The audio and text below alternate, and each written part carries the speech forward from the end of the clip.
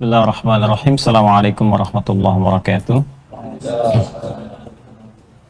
Alhamdulillah Rabbil Alamin. Wassalatu wassalamu ala Rasulillahil Karim wa ala alihi wa sahbihi ajma'in wa ba'd. Fa ahbaballahi wa ahbaba rasulihi sallallahu alaihi wasallam. Usi nafsi wa iyyakum bi taqwallahi faqad fazal muttaqun. Fala tamutunna illa wa antum muslimun. Faqala ta'ala ya ayyuhalladzina amanu taqullaha haqqa tuqatih wa la tamutunna illa wa antum muslimun. Saudara-saudariku dimanapun Anda berada, jumpa kembali dalam kajian Madrasah Al-Imam Al-Bukhari. Kita hari ini bersama para mu'takifin dan ada juga mu'takifat di bawah dalam prokes yang terbatas tentunya, menyesuaikan dengan kondisi pandemi. Semoga dalam kondisi demikian kita tetap semangat menunaikan ibadah dan diterima seluruh ibadah kita oleh Allah Subhanahu wa taala insyaallah. Ini sudah hari ke 22 ya. 22, Masya Allah, udah sebentar lagi ya. Sebentar lagi, biasanya kalau sebentar lagi itu sahabat bukan senang ya, tapi ada perasaan sedih gitu, karena akan kehilangan momentum besar yang memang nggak didapatkan kecuali di Ramadan saja. Sehingga mereka banyak bermohon kepada Allah kalau memungkinkan suasana setiap waktu itu seperti Ramadan, seperti Ramadan, seperti Ramadan. Karena malam Al-Qadar cuma di Ramadan. Pahala dilipat gandakan cuma di Ramadan. Lipat ganda pahalanya itu bukan lipat ganda biasa. Jadi bukan 10 ke 700 ya, tapi langsung dari Allah sendiri yang nilai. Jadi nggak terbatas, bisa 1000 kali lipat, bisa 1.000.000 kali lipat dan sebagainya. Dan ampunan tiap waktu. Jadi kalau di hari-hari biasa ada misalnya waktu pertengahan malam saja atau di penghujung malam. Ada yang sifatnya dengan tempat, ada sifatnya waktu, ada sifatnya tempat, ada sifatnya keadaan. Kalau misalnya waktu dalam keadaan kita antara azan dengan iqamah di antara dua khutbah di Jumat, kemudian di penghujung malam. Kalau tempat misalnya Masjid Al-Haram, Masjid An-Nabawi atau di masjid. Kalau keadaan misalnya sedang terzalimi, ya sedang resah, sedang berjuang, itu cepat dikabulkannya doa. Tapi Ramadan itu setiap detik. Setiap detik. Jadi 24 jam siang malam Allah berkenan mengabulkan doa, bahkan mengampuni kita, dan hadisnya sahih semua. Ya, termasuk di Al-Bukhari itu ada yang pernah kita bahas sebelumnya. Maka dari itu gunakan seefektif mungkin ya sisa Ramadan ini, kurang lebih 8 hari ke depan, apa-apa yang belum kita capai di hari-hari sebelumnya. Tilawah kita, doa-doa kita, capaian-capaian terbaik akhirat kita, dan semoga Allah menerima apa yang telah kita ikhtiarkan sampai dengan detik ini insyaallah. Baik, hari ini kita akan coba ambil edisi spesial, meneruskan yang kemarin. Kita evaluasi pelajaran kita untuk diskusi dulu, tanya jawab seputar Ramadan. Dan saya ingin menepati janji kemarin, saya ingin tunjukkan beberapa kitab-kitab klasifikasi hadis. Kemarin kita belajar tentang 4 jenis ya kitab hadis kan. Jadi kalau kita mau nyari hadis untuk dalil ibadah kita, itu bisa langsung spesifik, karena sering ada pertanyaan, kalau saya pengen begini Ustadz, hadisnya beli kitab apa gitu kan. Nah ini jangan semua dipikirkan Al-Bukhari, semua ada di Al-Bukhari, tidak begitu caranya. Ya, sekali lagi ada 4 jenis, 4 klasifikasi ya dari kitab hadis. Yang pertama disebut dengan Jami'. Ya, kemarin saya tunjukkan ini yang Imam Al-Bukhari. Ini yang saya punya, ini baru isinya hadis utuh. 97 pembahasan, tema ada di sini. Ya, ini baru hadisnya saja, belum ada syarah. Ya, saya ada koleksi lagi 3 syarahnya, ada yang 4 jilid, ada yang 11, 12 jilid. Ya, yang paling populer yang 12 jilid, yang karya Ibnu Hajar Al-Asqalani, dikenal dengan Fathul Bari. Ya, dikenal dengan Fathul Bari, karya Ibnu Hajar Al-Asqalani. Ini baru yang kitabnya saja. Nah, ini kitab Jami' namanya. Jadi Jami' itu adalah kitab yang mengumpulkan hadis-hadis Nabi, berisi informasi yang komprehensif, sifatnya masih luas. Aspeknya masih luas ya. Jadi disusunnya dengan bab-bab umum keseharian Nabi. Diurutkan ada 97 bab. 97 pembahasan di Sahih Al-Bukhari ini. Jadi kalau Anda misalnya mau mencari tentang, saya pengen cari spesifik tentang iman misalnya kan. Iman saya suka naik turun kayak lift. Ya, kalau lagi naik semangat ibadah, kalau lagi turun sholat fardu aja kadang terlambat. Nanti di sini bisa dibuka misalnya pembahasan khusus tentang tema iman. Di tema yang kedua Kitabul Iman ada 57 hadis. Nanti diajarkan kita oleh Nabi bagaimana caranya naikin iman dan jaga supaya nggak turun. Ya, Kitabul Ilmi misalnya kan di kitab yang ketiga. Ini spesifik sekali. cara belajar bagaimana supaya cepat ingat, tidak mudah lupa. Kemudian juga bagaimana mengatur pola belajar. Sampai Nabi punya majlis untuk ibu-ibu di hari Senin. Ada kapan ngajar para sahabat kan? Nanti ada bab militer, ada bab pemerintahan, ada bab macam-macam. 97. Ini yang paling populer. Karena itu ini disebutnya Sahih Al-Bukhari itu singkatan. Ya, nama lengkapnya Al-Jami, Al-Musnad, Al-Mukhtasar. Ya, Al-Jami, Al-Musnad, As-Sahih, Al-Mukhtasar min umuri Rasulullah sallallahu alaihi wasallam wa sunanihi wa ayyamihi. Nama lengkapnya itu. Ya, coba diulang. Ya, karena kepanjangan disingkat kan, jadi Sahih Al-Bukhari. Tapi nama kitab di dalam bahasa Arab itu bukan nama biasa, bukan hampa makna. Jadi menunjukkan kandungan isinya. Ya, Al-Jami kitab saya ini isinya luas, temanya luas. Al-Musnad, tapi saya telusuri sumbernya terhubung kepada Nabi. As-Sahih, saya pastikan validitasnya. Al-Mukhtasar, ini nggak bertele-tele. Isinya cuma hadis, saya berikan keterangan sedikit kalau ada dari para ulama. Min umuri Rasulullah SAW terhimpun di sini yang bisa saya dapatkan dari semua hal yang terkait dengan Nabi yang mampu saya dapatkan.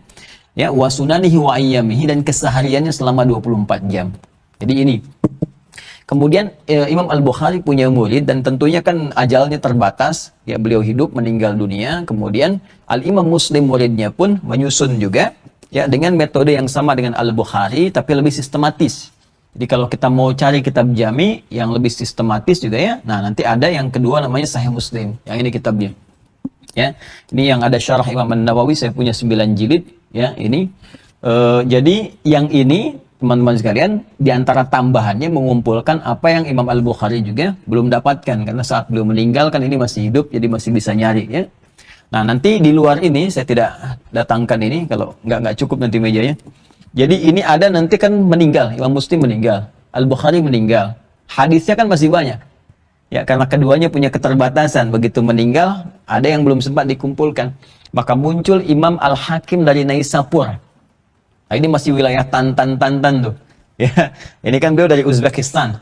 Imam Al-Bukhari itu nama aslinya Muhammad. Ingat, bukan Al-Bukhari namanya. Nama aslinya Muhammad bin Ismail. Ya, bin Al-Mughirah bin Al-Bardazbah. Karena berasal dari kecamatan Ju'fah, disebut Al-Ju'fi, Kabupaten Bukhara, Al-Bukhari, Provinsi Khorasan, negara Uzbekistan sekarang. Nah, di Arab itu kalau kita ingin menisbatkan kepada tempat, ingin mengenalkan, ini saya nih dari Bukhara, Islam sudah sampai ke tempat saya. Maka tidak dikenalkan dengan nama aslinya. Dia kenalkan nama daerahnya. Ya, Ana Al-Bukhari. Saya dari Bukhara, Islam sudah sampai ke tempat saya. Makanya Syekh Nawawi dari Banten mengenalkan Ana Nawawi Al-Bantani. Ana Yasin Al-Padangi. Ana Ahmad Khatib Al-Minangkabawi. Ya, misalnya ada Pak Zul ke Mekah, Ana Zulkifli Hasan Cipinangi gitu ya, Lampungi boleh ya. Ya atau nanti ada Pak Taufik Al-Pondok Kelapai gitu ya. Yang paling enak paling nggak enak tuh Jakarta, makanya bilangnya Al-Betawi gitu ya. Nah itu Kazakhstan ya, ini Tantan semua ini. Imam Muslim juga, kemudian nanti ada ini Imam At-Tirmidzi. Nah, ini sudah masuk ke bab sunan. Ya, kalau sunan itu kitab hadis yang disusun berdasarkan urutan fikih. Yang tadi saya lengkapi dulu, nanti muncul Imam Al-Hakim dari Naisapur, nah, sehingga dikenal dengan Al-Hakim Naisaburi. Ya, Hakim Naisaburi ini nanti ngarang kitab namanya Al-Mustadrak. Al-Mustadrak itu yang disusulkan. Jadi ketika Imam Al-Bukhari, Imam Muslim wafat, beliau keluarkan metodologinya. Kemudian dari metodologi ini dengan syaratnya, carilah hadis-hadis yang belum ditemukan oleh keduanya. Maka ketika ditemukan, beliau beri nama, dikumpulkan jadi satu kitab, diberi nama Al-Mustadrak, yang disusulkan dengan syarat-syarat ketat pada kedua kitab ini. Kemudian kitab Sunan, nah ini contohnya. Sunan ya. Sunan itu kitab hadis yang disusun berdasarkan tema fikih. Jadi kalau kita ingin mencari kebutuhan fikih, misal saya pengen cari tentang bab wudu, bab sholat, gitu kan, ingin spesifik ke situ, maka jangan cari kitab ini. Ini terlalu umum. Ya, Al-Bukhari Muslim terlalu umum.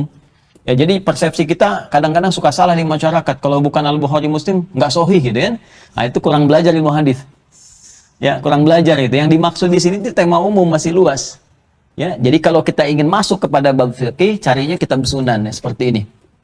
Ya, sunan dalam pengertian fikih ya, hadis ya, bukan sunan dalam pengertian umum. Karena nanti ada sunan, ada sultan, itu beda.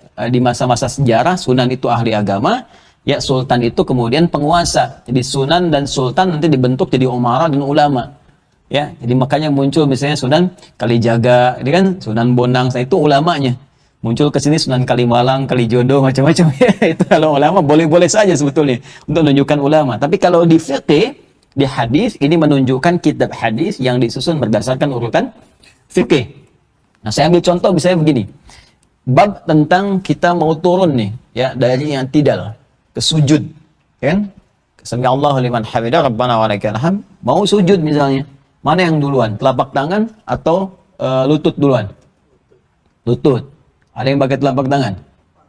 Telapak tangan. Mau pakai telapak tangan, mau pakai lutut, nggak akan ditemukan di Al-Bukhari. Ini sampai kiamat kurang 2 hari nggak akan ketemu.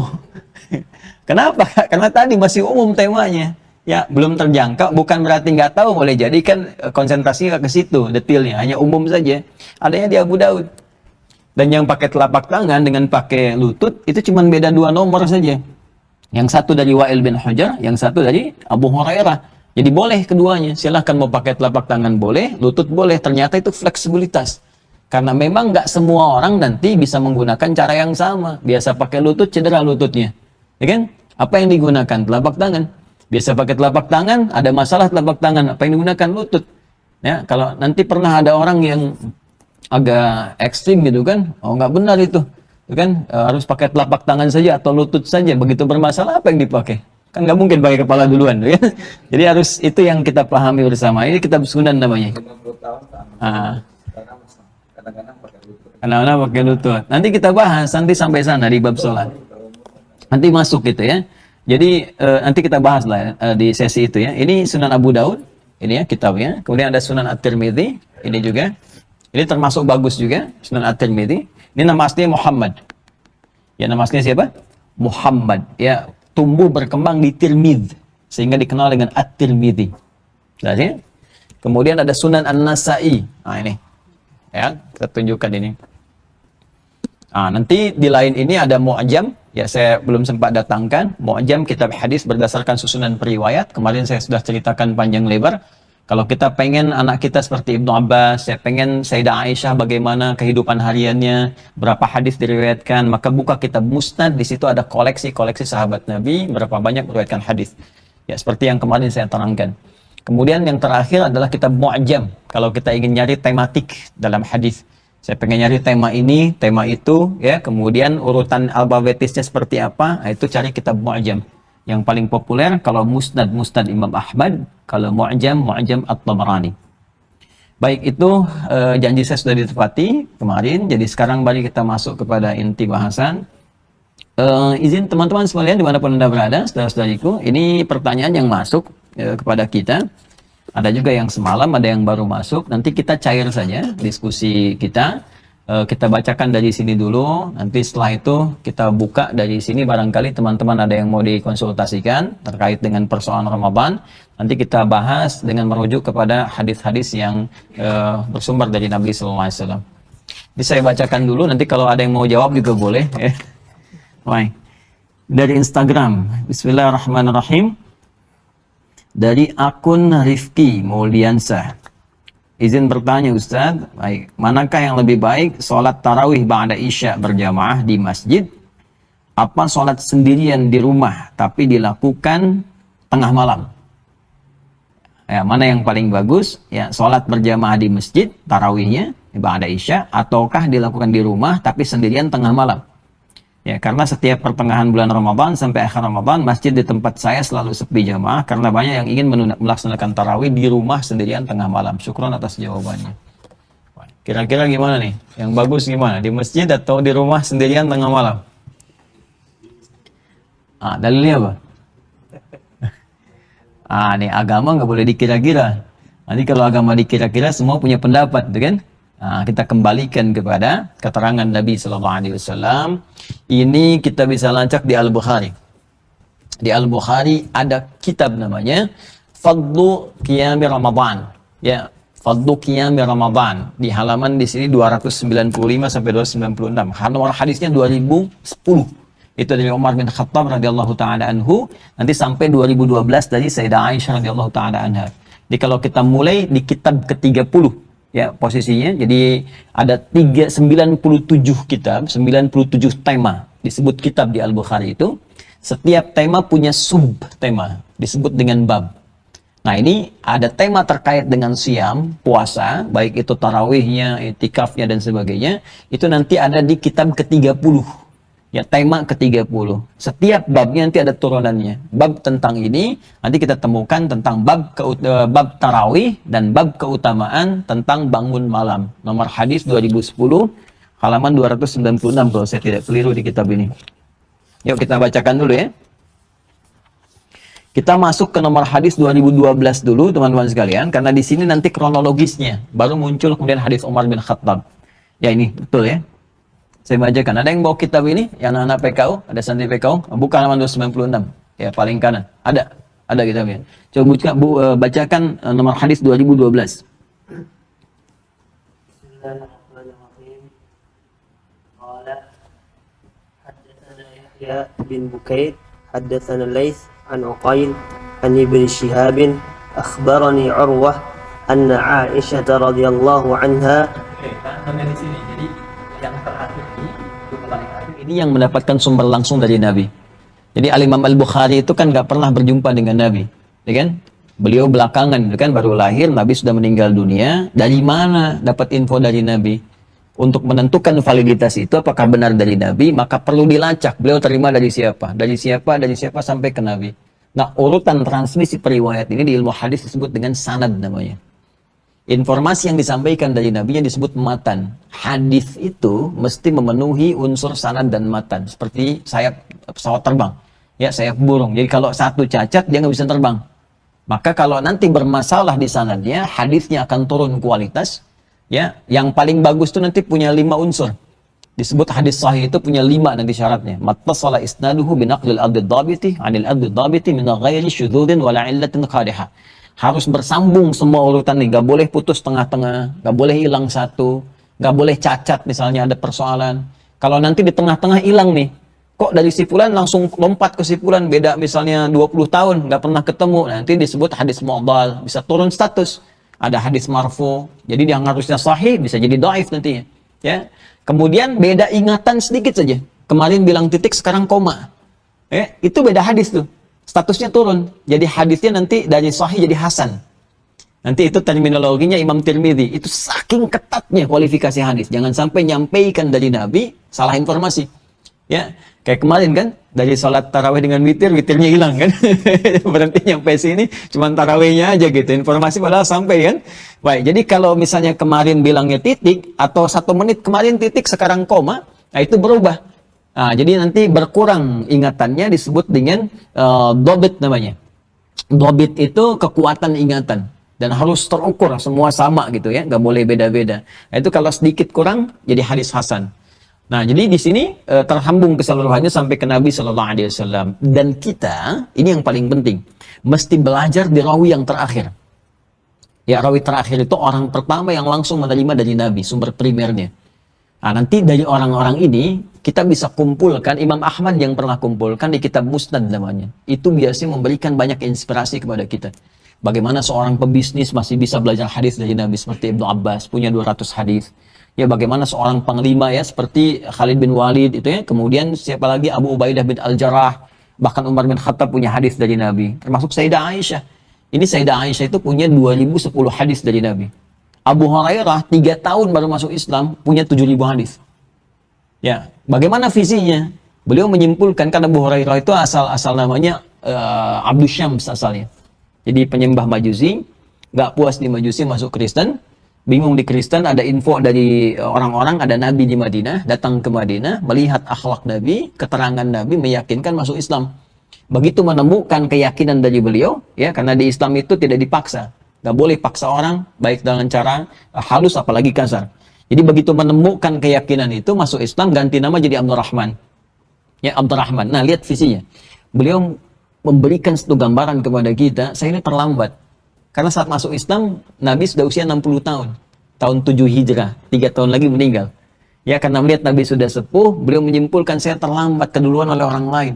Karena saya terlambat, maka saya harus tingkatkan 2 kali lipat, 3 kali lipat dibandingkan teman-teman yang lain untuk belajar kepada Nabi SAW. Jadi ditingkatkan semangatnya. Kalau yang lain nunggu di majlis Nabi, beliau nunggu di depan rumah Nabi. Kemana Nabi pergi diikutin gitu. Sehingga 3 tahun ini efektif bisa mengumpulkan hadis lebih banyak dibandingkan dengan yang lain.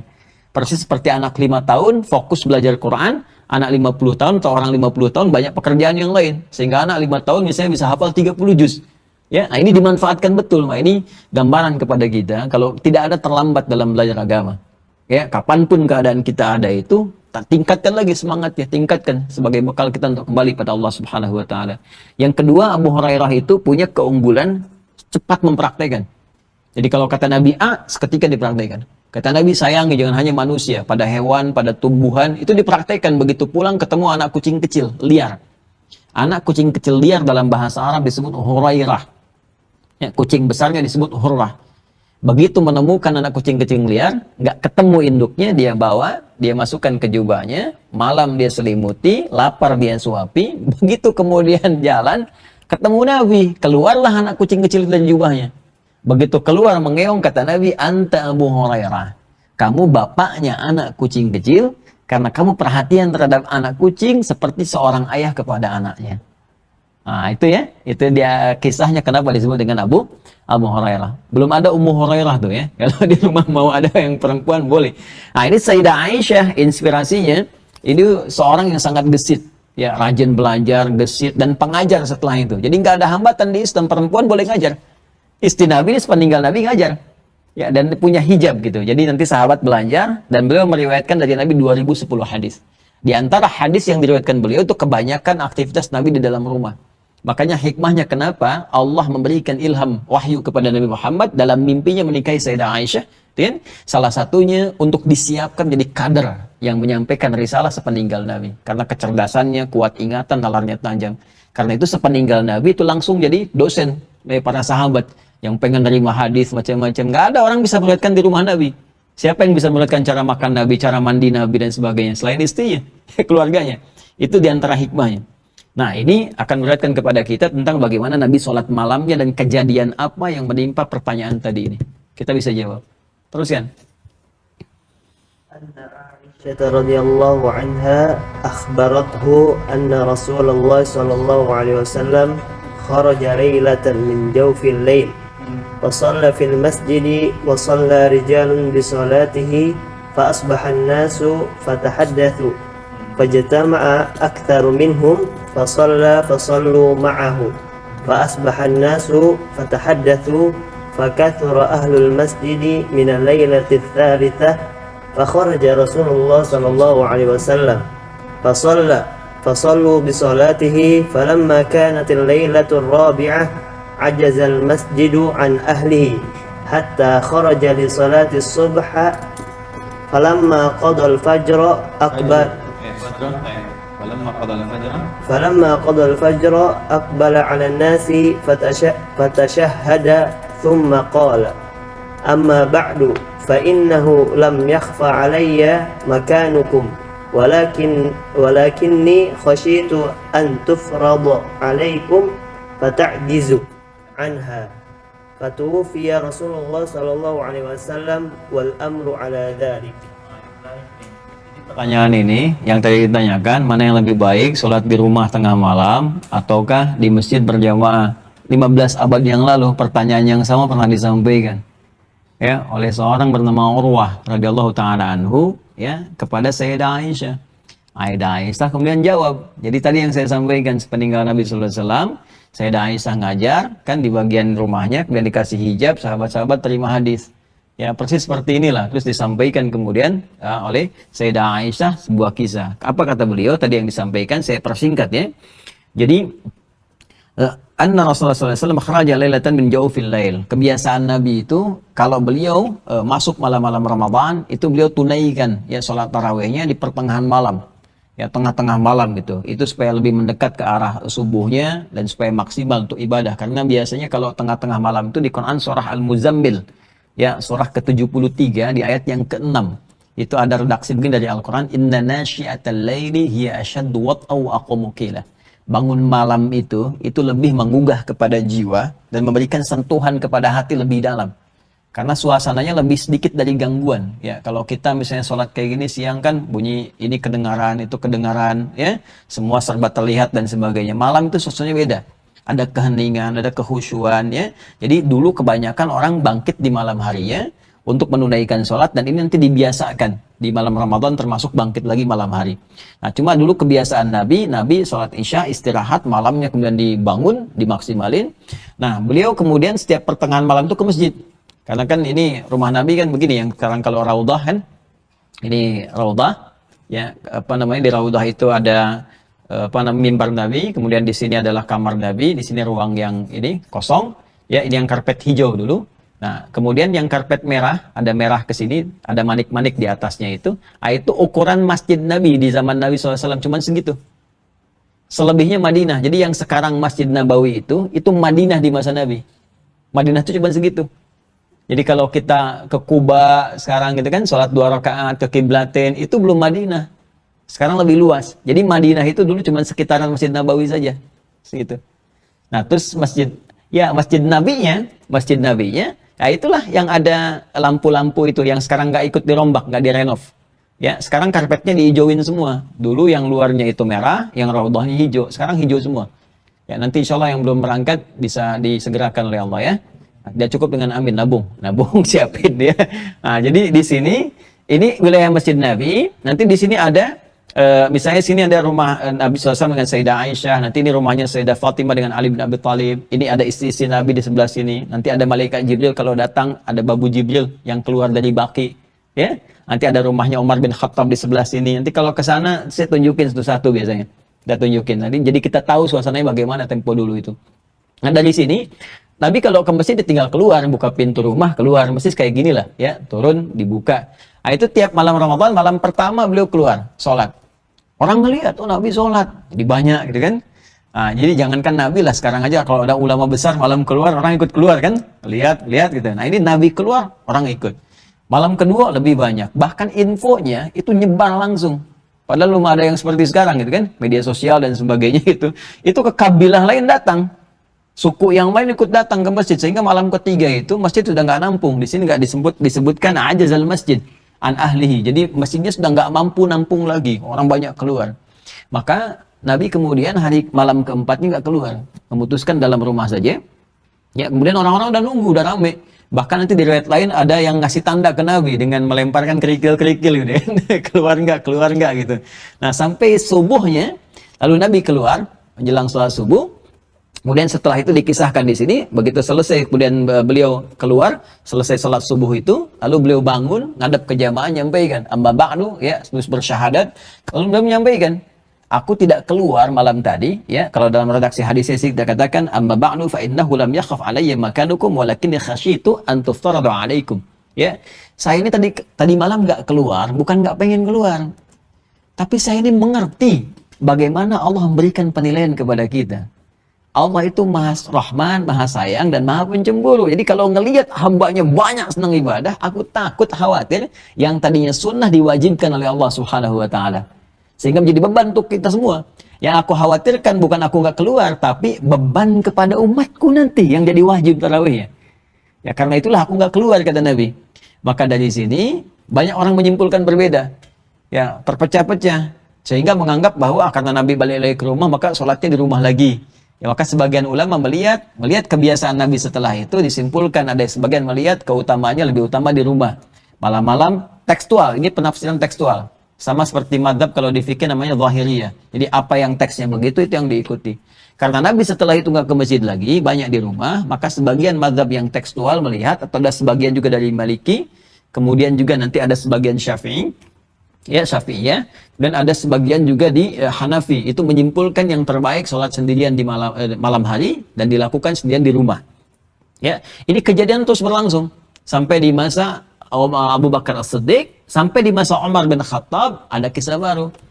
Nah, Umar ini termasuk di kalangan sahabat Nabi yang jenius. Jadi nanti ada beberapa kalangan sahabat Nabi yang jenius, itu nanti ada Umar bin Khattab, ada Ibnu Abbas radhiyallahu taala anhuma, Ali bin Abi Thalib radhiyallahu anhu, kemudian Amr bin As radhiyallahu taala anhu.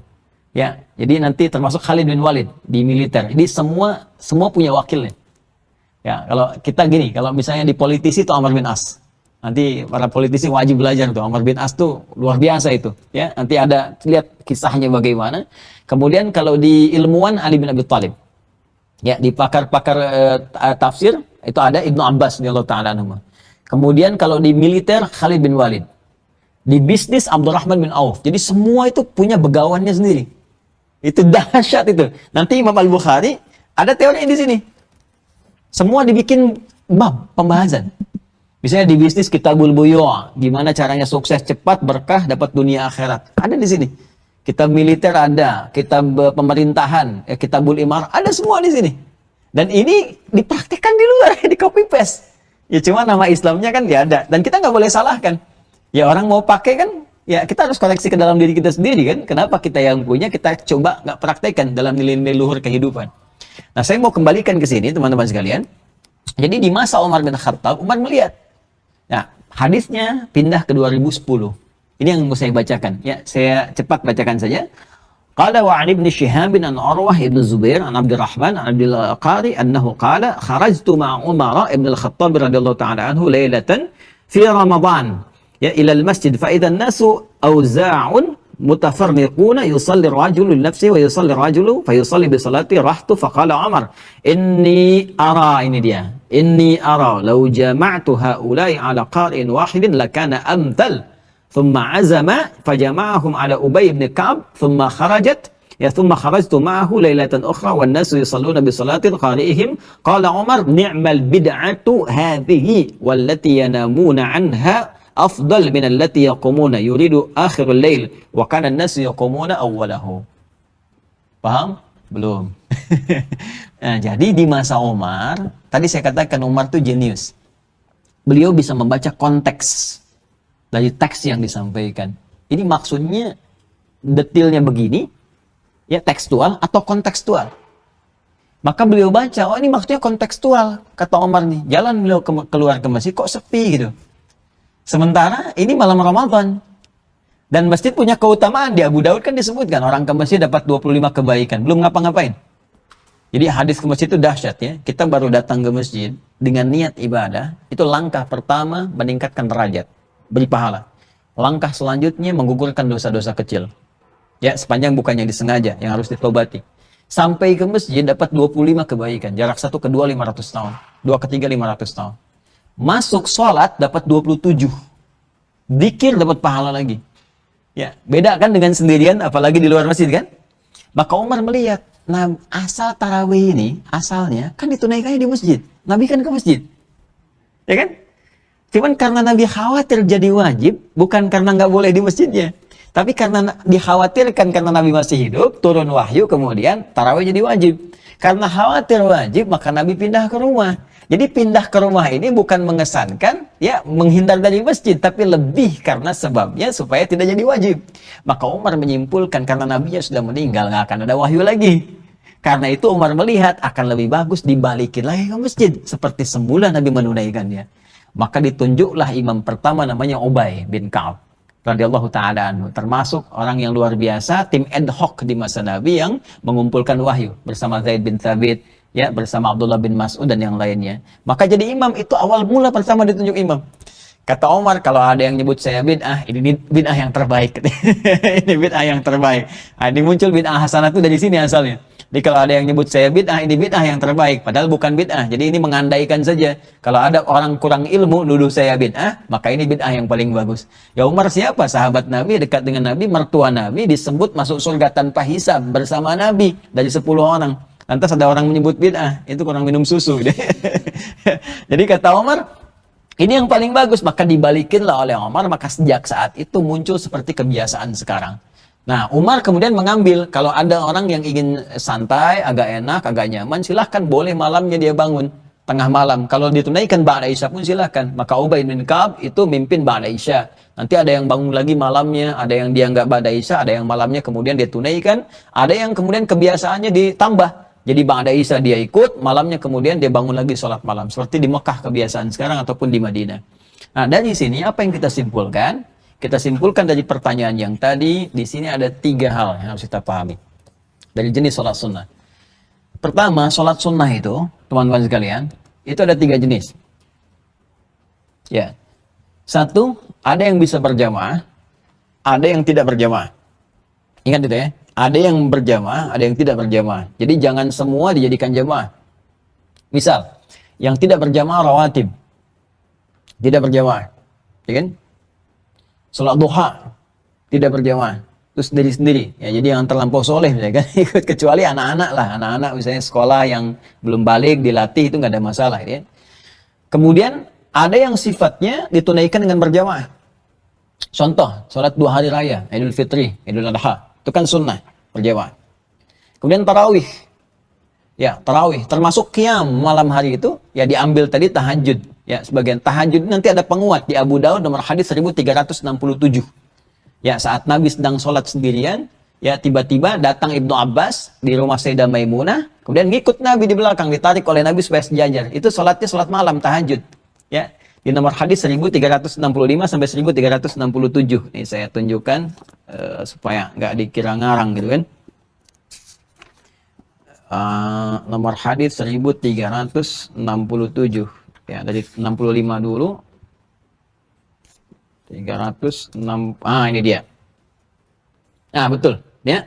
Nah, ini 65 di sini, 67 di sini, 1367. Jadi di sini dikisahkan ya, teman-teman sekalian, nanti Nabi sallallahu alaihi wasallam menginap di rumahnya Sayyidah Maimunah, kemudian Ibnu Abbas ikut di situ. Ini hadis tentang doa bangun tidur, bagaimana dari Nabi bangun sampai Nabi tahajud. Ya, kalau saya bacakan di ingatan saya misalnya, karena Nabi sallallahu alaihi wasallam istaiqadha min naumihi fajalasa. Dan Nabi sallallahu alaihi wasallam kalau bangun dari tidurnya beliau duduk, famasaha biyadihi min athari naumi, kemudian beliau menghapus dengan bekas ngantuknya. Jadi kalau bangun tidur jangan langsung beraktivitas. Sunnah Nabinya hilangkan dulu ngantuknya. Jangan dulu baca doa. Ingat, baca doa dalam keadaan ngantuk, apa yang dipahami dari baca doanya? Tiba-tiba baru alhamdulillah plak tiduran lagi, bangun jam 7 gitu kan. Jadi hilangin dulu ngantuknya. Setelah itu baca 10 ayat terakhir di surah Ali Imran, baca doa bangun tidur, kemudian dhahaba ila syandin mu'allaqah, pergi ke tempat tertutup berwudu, lalu menunaikan sholat. Disitulah datang Ibnu Abbas. Ya, jadi begitu datang, beliau menyampaikan, saya sholat di samping Nabi, ditarik oleh Nabi sejajar, lalu Nabi sholat 2 rakaat, 2 rakaat, 2 rakaat, dan 2 rakaat sampai witir 1. Ini yang asalnya sholat malam formulasi 2-2-2-2, ujungnya 1 atau 3. Asalnya di sini di Abu Daud. Ya, kalau yang formulasi 4-4-3, ya 4-4-3 yang Manchester City kemarin ngalahin apa? Chelsea ya. itu di Al-Bukhari, riwayat Sayyidah Aisyah. Adalah Nabi sallallahu alaihi wasallam kalau di rumahku, di rumah Sayyidah Aisyah bersama Sayyidah Aisyah itu salatnya 4-4 kemudian 3. Kalau di rumah Sayyidah Maimunah 2-2-2 kemudian 1. Ini petunjuk kepada kita kalau jadi imam lihat makmumnya. Ya, kalau makmumnya misalnya nyantai, enak, biasa, ya silahkan 2-2, ya kan? Tapi kalau makmumnya misalnya punya kekuatan atau ada dalam kondisi yang buru-buru atau bagaimana, bisa 4-4-3, nggak ada masalah. Senyamannya di situ, ya. Baik, yang salah yang tidak belum tentu sholat, karena belum tentu salah karena sunnah. Sunnah itu boleh dikerjakan, kalau uzur ya nggak berdosa gitu kan. Hati-hati itu di fikih, jangan sampai keliru, ya. Jadi ini asalnya. Jadi yang pertama ada yang boleh berjamaah, ada yang tidak. Jadi ini dalil tarawih boleh jamaah, tahajud boleh jamaah. Walaupun tahajud nanti ada detil. Ada yang mengatakan kata ulama asal tahajud itu sendirian. Kalaupun berjamaah ada 2 hikmahnya. 1, mendidik keluarga terdekat ya untuk meningkatkan ketakwaan pada Allah seperti ngajar anak-anak tadi dan sebagainya. Di rumah suami jadi imam buat istri, buat anak-anak ya. Atau yang kedua, ingin menambah kehusyuan dengan hadirnya seorang ulama, syekh atau imam yang bagus untuk dibacakan, mengembalikan kekuatan kita dekat dengan Allah. Nah, ini di hari-hari Ramadan yang dibiasakan di Mekah juga bangun lagi malamnya, di Madinah begitu. Jadi ini yang pertama, sifat jamaah dan tidak. Yang kedua, ada yang ditunaikan di rumah yang utama. Ada yang ditunaikan misalnya di masjid yang utama. Dan ada yang khusus di lapangan. Ya. Baik, jadi yang di rumah itu umumnya sholat-sholat yang ditunaikan dengan tidak berjamaah pada umumnya. Ya, biasanya kalau rawatib ya, yang nggak melekat dengan sholat fardunya, itu kan rawatib itu melekat. Tapi biasanya kan sholat di rumahnya dulu. Begitu kemudian setelah sholat sunnah, baru beliau berangkat ke masjid, kan? Baik, kemudian ba'da itu pun selesai sholat fardunya, beliau balik ke rumah, kemudian tunaikan sholat sunnahnya di rumah. Kalau catatan rumahnya dekat dengan masjid. Kalau rumahnya dekat dengan masjid. Ya kalau ini misalnya dari Bengkulu pengen subuhan di sini 2 rakaat sebelum subuh di Bengkulu, ya ke sini udah selesai gitu kan. Pesawatnya udah telat. Jadi nggak ada masalah kalau kita ada uzur tunaikan di masjid, nggak ada masalah. Cuma kalaupun kemudian kita bisa tunaikan di rumah, kalau rumah dekat dengan masjid lebih bagus.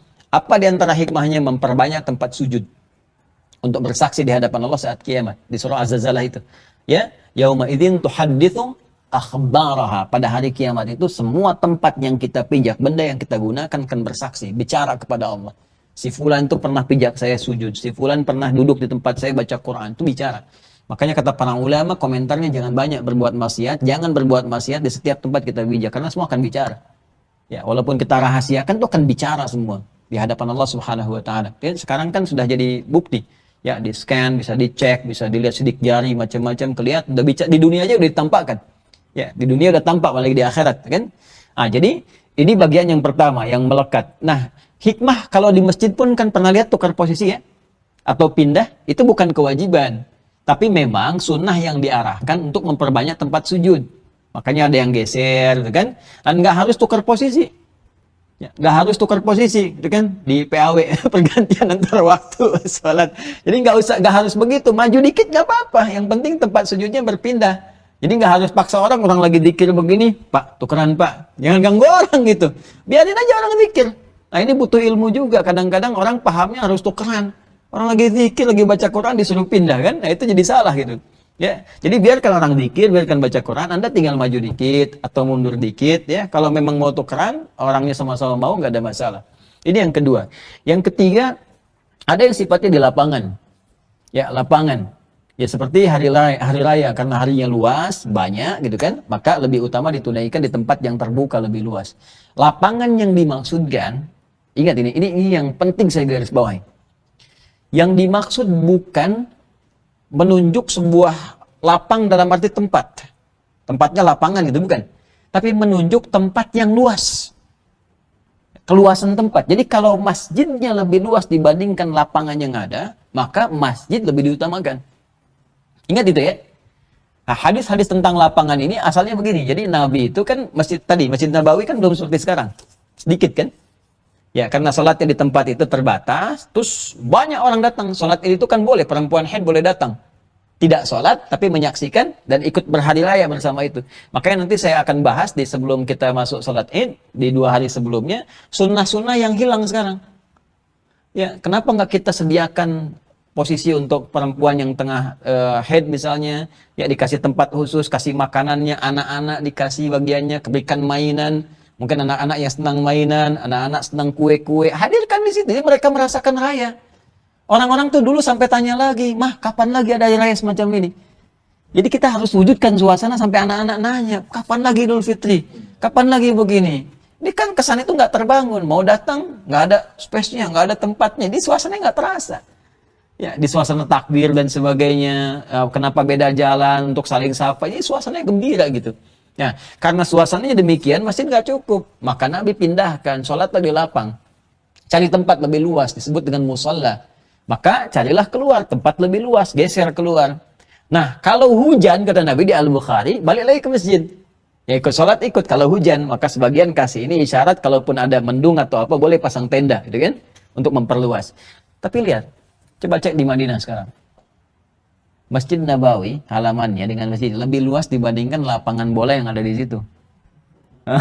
Makanya Idul Fitri, Idul Adha, sholatnya pada di masjid. Jelas ya? Di Masjidil Haram, sholatnya pada di masjid. Kenapa? Karena tempatnya lebih luas dibandingkan dengan lapangan yang ada. Nah ini yang tidak melulu harus tekstual. Jadi ada di sebagian tempat kalau nggak di lapangan nggak sunnah ini kan ya. Padahal masjid halamannya Al-Ihsan nih ke depan lebih luas dibandingkan dengan lapangan depan. Ada lapangan pingpong, ada lapangan bulu tangkis. Ini halaman lebih luas. Maka kalau sudah ada keluasan di masjid dengan areanya lebih luas, maka itu diutamakan dibandingkan dengan ke lapangan yang lebih sempit. Jelas ya? Baik. Nah dari sini kita simpulkan pertanyaan tadi baru kita jawab. Saya bisa jawab dengan cepat tadi itu begini, tapi saya ingin tunjukkan kami belajarnya begini. Ya, jadi dalil sini, ambil sini, kumpulkan semua, baru dirumuskan jadi satu, baru keluarlah produk dalil. Jadi fikih itu produknya. Untuk merumuskan itu ada ilmu, ada usul fikih, ada qawaid fikih, ada dasar bahasa dan sebagainya, baru keluar ini. Maka apa jawaban dari pertanyaan ini? Jawabannya kalau bisa dilangsungkan di masjid dengan berjamaah, dengan konsepsi seperti sekarang di Masjid Nabawi, di Madinah, ya, ataupun di Makkah, atau seperti kita sekarang di sini, itu lebih bagus, karena pahala lebih banyak didapatkan. Ya, pahala ke masjid, pahala i'tikaf, pahala bagus malam harinya sholat, kan? Dan berjamaah sifatnya pahala meningkat lebih. Tapi kalau misalnya ada hajat-hajat spesifik atau kondisi di masjid tidak kondusif, seperti terlalu cepatnya bacaan yang tidak sesuai standar. Ya, standar paling cepat, boleh cepat, namanya hadar. Ya, jadi ada 3 jenis metode cara bacaan Quran di tajwid. 1 hadar, kedua tawassut, ketiga tiwal. Hadar itu menjadikan semua mad itu 2 harakat. 2 harakat itu 1 detik. Kalau saya sekarang ngajarnya pakai detik. Ya, kalau harokat orang tanya, oh 2 harokat tuh misalnya pakai doma, pakai fathah gitu. Maksudnya panjang. 2 harokat tuh harokat yang begini, tambah 1 lagi. Jadi panjang. Kalau 4 harokat, harokatnya 4 jadi lebih panjang. Panjang. Begitu saya hitung ketukan, ternyata detik yang paling enak. 2 harokat tuh 1 detik. Jadi kalau 4 harokat misalnya, itu 2 detik. 6 harokat 3 detik. Jadi kalau kita baca Bismillahirrahmanirrahim ke Alhamdulillahirrabbilalamin, jedaknya misalnya 2 harakat cuma 1 detik. Bismillahirrahmanirrahim, Alhamdulillahirrabbilalamin. Ya, kalau kita mau jadikan 4 harakat, maka 2 detik. Bismillahirrahmanirrahim. Ya, Alhamdulillahirabbilalamin. Nah, 2. Ya, 6 harakat 3 detik. Nah, jadi kalau kita mau ambil yang paling standar, hadar cepat namanya, jadikan semua bacaan madnya yang panjang-panjang semua cukup 1 detik saja, kecuali mad wajib muttasil. Mad wajib muttasil itu yang ada huruf hamzah di 1 kalimat seperti ulaika, maka jadikan 5 atau 6 harakat. Itu saja. Ya, saya baca misalnya Al-Fatihah ya. Kalau kita mau jadikan cepat kurang lebih begini. Bismillahirrahmanirrahim. Alhamdulillahirabbilalamin. Arrahmanirrahim. Maliki yaumiddin. Disambung wasal boleh. Bismillahirrahmanirrahim. Alhamdulillahirabbilalamin. Arrahmanirrahim. Maliki yaumiddin. Iyyaka na'budu wa iyyaka nasta'in. Ya, dan harus tertib. Tertib itu jangan yang 1 detik, yang 2 detik. Bismillahirrahmanirrahim. Alhamdulillahirabbilalamin. Arrahmanirrahim. Maliki yaumiddin. Nah, itu gak boleh. Ya, harus tertib. Nah, kalau hadarnya sebatas itu nggak ada masalah. Ya, majaiz bisa dibaca 2 harakat. Walladzina yu'minuna bima unzila ilaika wa ma unzila min qablik wa bil akhirati hum yuqinun. Ya, karena wajib muttasil baca 5 harakat atau 6 harakat. Ulaika ala hudam mir rabbihim wa ulaika humul muflihun. Boleh. Jadi dapat ayatnya lebih banyak.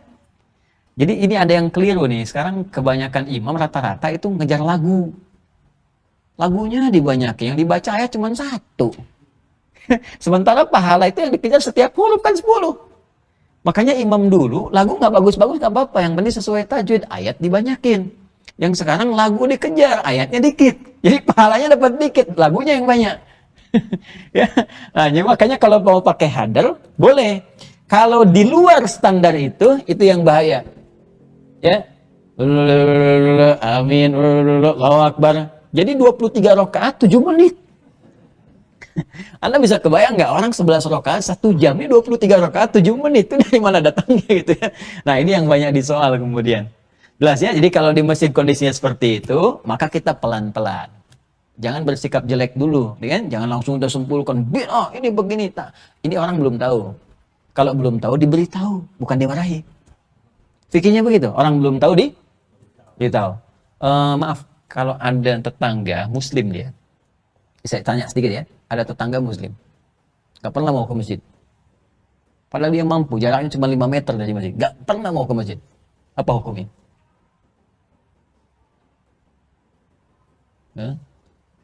Kalau nggak tahu katakan Allahu a'lam. Apa hukumnya? Ada yang bilang bakar rumahnya, bakar. Kan begitu hukumnya, ajak dia ke masjid. Fikih dakwah didahulukan. Ya, sebelum masuk ke fikih muamalah, dakwah dulu. Karena mungkin dia belum tahu. Ya, Nabi itu ngasih bahasa majas kiasan. Orang nggak ke masjid, ya kan? Kemudian tetangga masih nggak ke masjid, seperti suasana terbakar rumahnya, kan? Lebih baik dibakar rumahnya. Maksudnya apa? Kepanasan. Panas itu maksudnya apa? Dia kan dengar orang sholat, dia kan dengar ini. Harusnya ada gejolak dalam jiwa dia. Tapi nggak ke masjid. Apa yang menjadikan dia nggak ke masjid? Bantu dia supaya ke masjid, dakwahi. Kalau saya dulu pernah praktekkan waktu di Lebak Bulus, ada informasi demikian, saya bilang gampang itu caranya. Nanti antum hari Sabtu setelah sholat subuh, ya kunjungi beliau, sebelumnya beli buah dulu. Ya datang ke situ. Begitu dipraktekkan datang. Assalamualaikum Pak. Aduh, Pak mohon maaf. Saya kira sakit tadi nggak ada di masjid. Dia saya bawain buah dia kan ngobrol. Wah itu duhurnya ke masjid. Ya asarnya ke masjid. Itu akhirnya 5 waktu ke masjid. Gara-gara buah tuh. Ya, datang kunjungin. Ya saya kira antum sakit gak ada di masjid gitu kan, tengok kan, oh iya ada uzur nggak pernah ke masjid tuh, jadi besoknya ke masjid dia, datang lagi ke masjid. Nah itu kan satu cara gitu, ada sesuatu yang elok kadang-kadang lebih didahulukan dibandingkan hukum yang lain. Jadi kembali menjawab yang tadi, didahulukan di masjid lebih utama, ya kalau Anda bisa menghidupkan, karena ini kan sepi nih, berarti kosong kan, kalau teman kita ini bisa menghidupkan ke masjid dan banyak orang datang, dia dapat pahala lebih. Karena dia menginisiasi, dan kalau ada orang datang lebih banyak lagi, maka dia dapat pahala dari orang-orang yang mengerjakan tanpa dikurangi sedikit pun. Hadisnya sahih 2 kalimat, man sanna fil islami sunnatan hasanatan falahu ajruha mithla ajri fa'iliha min ghairi an yanqusa min syai'. Siapa yang fasilitasi kebaikan dan dikerjakan kebaikan itu oleh orang lain, maka dia dapat bagian kebaikan itu tanpa dikurangi sedikit pun. Ya, kalau sekarang kalau saya suka bilang sesuai porsinya. Kalau ada pejabat misalnya bikin cuma tanda tangan aja. Ya, sholat berjamaah, waktunya sholat berjamaah, ya kan? Sholat, dan diedarkan tuh, dipraktekkan, itu modal tanda tangan, dapat pahala dari orang sholat tanpa dikurangi sedikit pun. Ya, tapi dia tetap sholat, dia dapat pahala, dia nggak sholat ya, sama aja dosa gitu kan. Nah ini baru satu nih kita jawab ya. Nah kalau kita mau jawab pakai fikih begitu. Tapi kalau kita mau jawab pakai singkat-singkat, ya kita bisa katakan ke masjid lebih utama, selesai, gitu kan? Nah, kalau nggak cocok silahkan di rumah, kan selesai gitu. Tapi kita nggak tahu konstruksinya seperti apa. Ini gambarannya demikian. Ayo di sini ada yang mau didiskusikan? Silakan.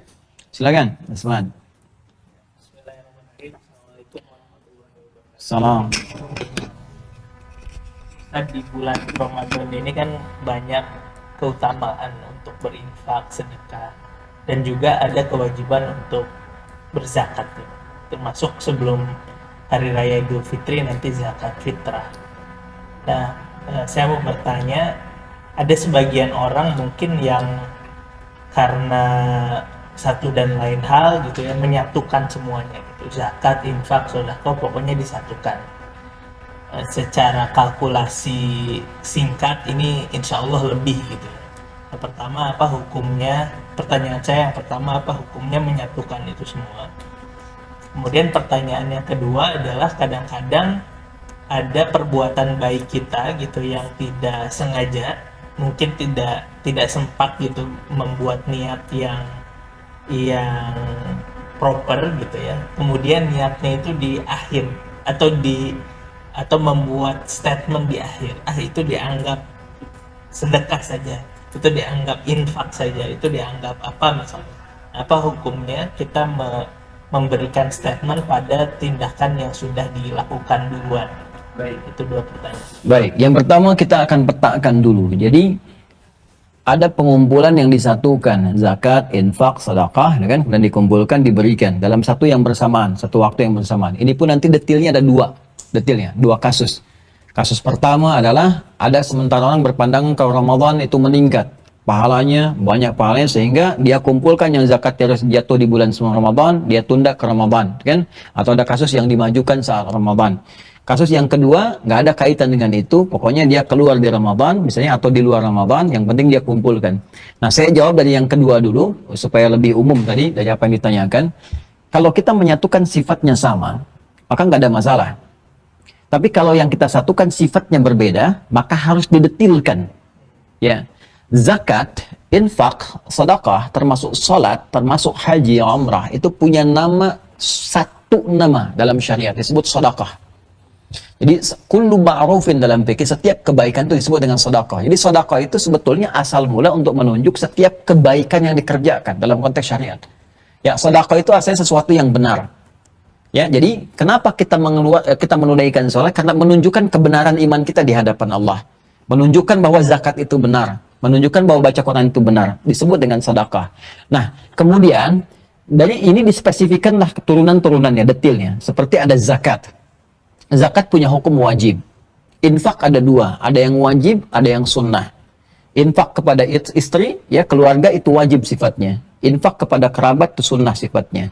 Kemudian turunan-turunan di bawah itu ada hibah misalnya, pemberian harta juga. Nah, kalau kita kumpulkan ini semuanya dalam satu kalkulasi, maka mesti dijelaskan. Karena punya sifat yang berbeda. Khawatirnya nanti memahami, ini zis, mana yang zisnya, mana yang zakat. Karena zakat hanya boleh dikeluarkan kepada 8 golongan. Quran surah ke-9 ayat ke-60. Innamas sadaqatu, tuh zakat disebut sedekah. Ya, innamas sadaqatu, sungguh zakat itu. Kenapa zakat di sini disebut dengan sedekah? Bentuknya jama', ingin menunjukkan banyak manfaat dari zakat yang membuktikan kebenaran iman kita. Jadi begitu dikeluarkan, ini pembuktian iman kita dan manfaatnya jadi banyak untuk orang lain. Innamas sadaqatu, zakat itu hanya boleh dikeluarkan kepada golongan berikut. Pakai innama disebut adatul hasri, yang membatasi hukum. 1. Lil fuqara, 2. Wal masakin, 3. Wal amilina alaiha, 4. Wal muallafati qulubuhum, 5. Wa fil riqab, 6. Wal gharimin, 7. Wa fi sabilillah, 8. Wa bidis sabil. Pertama fuqara, orang fakir, orang yang nggak punya pekerjaan dan memang kehidupannya sangat sulit, nggak ada andalan di sini, gitu kan? Maka ini golongan pertama diutamakan. Kedua, miskin. Miskin punya pekerjaan, tapi penghasilannya nggak mencukupi kebutuhan dia, kebutuhan pokoknya. Kemudian, amilin alaiha. Ingat, bukan amilin, tapi amilin alaiha. Ada alanya. Ala itu menunjukkan tarkiz, khusus, spesifik, spesialis. Jadi ada orang memang pekerjaannya ngelola zakat. Kayak sekarang orang bazis, kan? Basnas dan sebagainya. Dia meninggalkan pekerjaan yang lain untuk fokus ngurus itu. Sehingga tidak ada pendapatan dari yang lain. Maka itu boleh diberikan zakat dan digaji sesuai UMR, itu bisa diambil keluar dari situ, ya, dikeluarkan. Kemudian wal muallafati qulubuhum, maaf saya tegaskan lagi ya, ala itu tadi wal amilin alaiha ke situ, jadi bukan orang nyambi, ya. Oh, ini ada wakil ketua MPR nyambi ngurus zakat, ya kan, nerima bagian zakat, itu nggak boleh. Itu nggak boleh. Jadi boleh ikut bantu, nggak ada masalah, tapi nggak boleh terima dari bagian zakat. Kemudian wal muallafati qulubuhum, orang yang hatinya dilembutkan untuk menerima Islam. Ada dua golongan. Pertama, non muslim.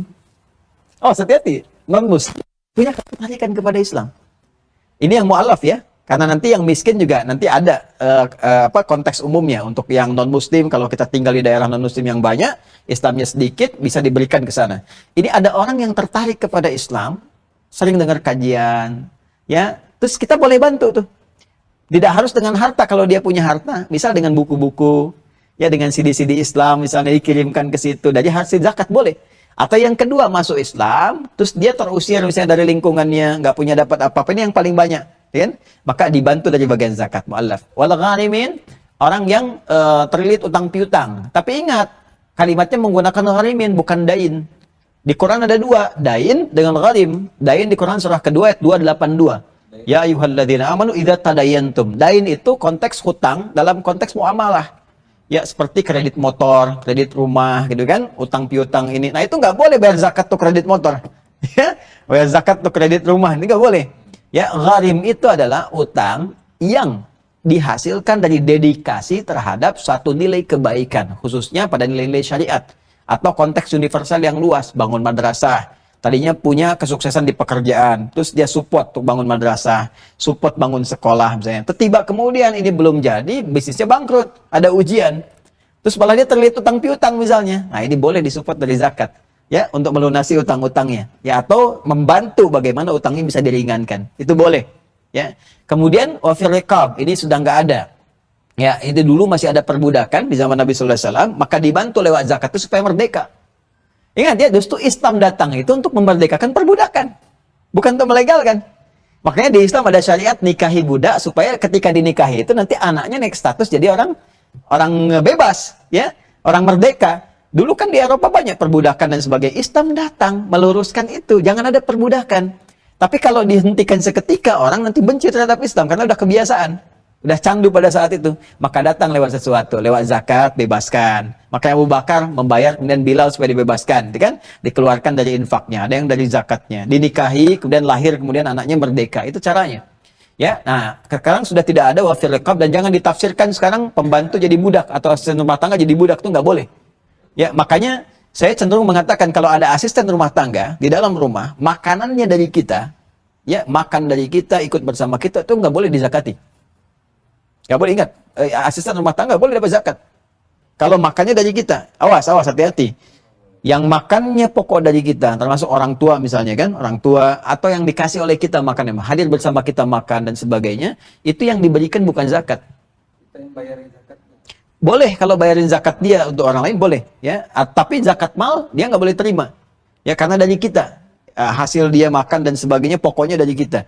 Nah, kalau di luar itu misalnya, ingin kita support, boleh. Ya, tapi di luar itu ada persepsi bahwa kalau sudah asisten rumah tangga, karena dia beli ke agen nih masalahnya. Saya sejak di Timur Tengah, ya saya sudah keras mengatakan, ya petakan dulu daerahnya, mitigasi dulu. Jangan semua wilayah dibenarkan gitu kan. Ini bagus nih, sebagian ada moratorium, saya dukung itu di sebagian tempat. Karena ada sebagian wilayah itu kalau sudah menganggap dia bayar ke agen, itu adalah budaknya dia. Dipakai semua dia.